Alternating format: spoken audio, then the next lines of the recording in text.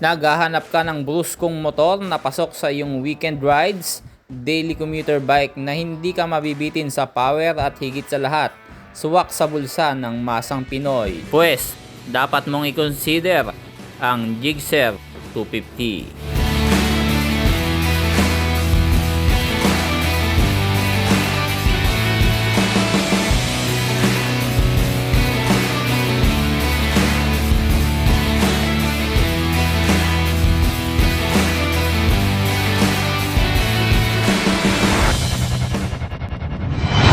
Boss Motovlog.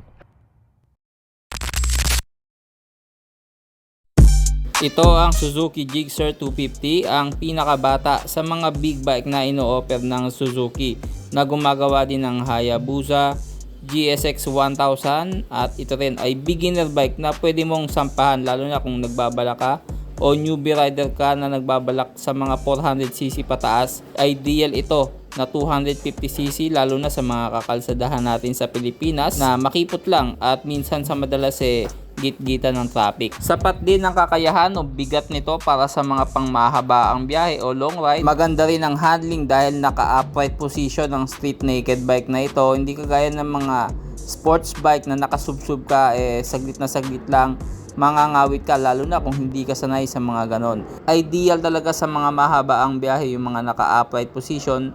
Idagdag mo pa yung mga malalambot na upuan at maganda yung cushioning syempre. Kung galing ka naman sa mga lower displacement cc, 150cc, mararamdaman mo yung kakaibahan ng motor na to kaysa sa mga nauna mong gamit. Dahil dito may kabigatan at the same time mas mataas yung displacement, mararamdaman mo na hindi masyadong gigil ang makina. Conforme sa 150cc na 6-speed na medyo nagigigil lang makina pagka medyo nata-top speed mo na yung motor. Pero dito, nakukuha mo yung top speed na hindi nagagaralgal ang makina mo. Ibig sabihin relax pa rin. Hindi siya nagbabibrate masyado.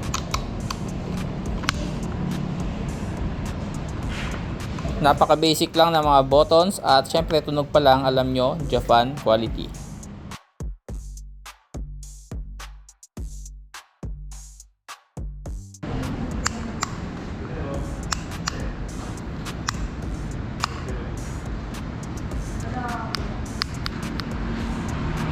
Itong Gixxer ay mayroong 249cc to be exact. Fuel injected 4-stroke, single cylinder, single overhead cam. 4 valves yan na kayang sumipa ng 26 horsepower. Oil cooled lang po ang kanyang cooling system kaya sigurado ako na mababa lang din yung maintenance cost. 6-speed manual transmission ito at meron yung diamond frame na pinagmamalaki ng Suzuki. Napakatibay po niyan. Naka-disc brake po yan, harap at likod at equip po ng ABS. At meron niyang 12 liters fuel tank capacity at ang kanyang kabuuang bigat ay 161 kg kasama na po yung full tank nyo. Kung ihahambing mo naman ito sa mga 300cc na ka-competitor na ito sa market, well hindi ka dapat mainggit. Dahil kung tutuusin, mas maganda po ang reliability ng motor na ganito na 250cc, single overhead cam at oil cooled lang ang cooling system. Ang maganda rito, mababa lang po ang kanyang compression ratio. Hindi siya masyadong nagiinit kaya kaya siyang palamigin ng oil cooling system.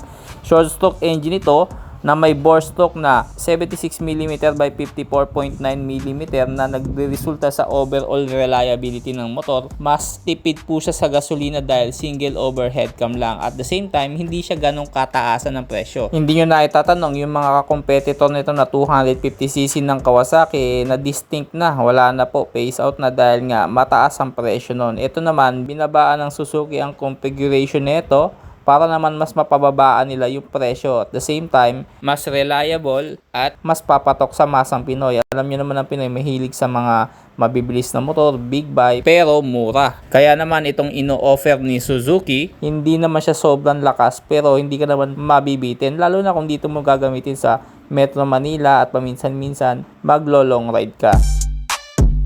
Ang Gixxer 250 ay may price tag na 183,400. Syempre available dito yung installment. Dito ko nakita yan sa New Nemar. Aguinaldo Highway po ito, Dasmariñas, Cavite.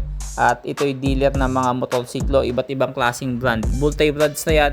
May mga Suzuki, Kawasaki, Yamaha, Honda at meron ding service center kung sakali kailangan nyo magpa-maintenance. at may mga pyesa din ng motorsiklo nyo.